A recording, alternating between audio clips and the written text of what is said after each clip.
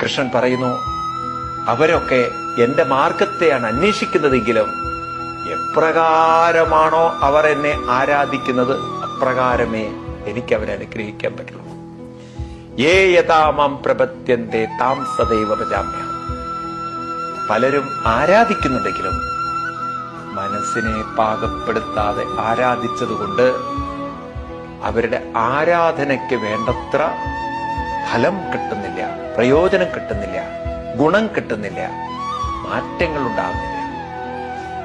അതുകൊണ്ട് മനസ്സില്ലാത്ത, മനസ്സിൽ തട്ടാത്ത, മനസ്സിൽ പതിയാത്ത, മനസ്സ് മുഴുകാത്ത ആരാധന കൊണ്ട് കാര്യമില്ല. എന്തു ചെയ്യുമ്പോഴും, നമ്മൾ ക്ഷേത്രത്തിൽ പോകുമ്പോഴും മനസ്സിൽ തട്ടിക്കൊണ്ട്, മനസ്സിൽ മുഴുകിക്കൊണ്ട്, മനസ്സിൽ അങ്ങോട്ട് ചേർന്നുകൊണ്ട് കൃഷ്ണ എന്ന് വിളിക്കുമ്പോൾ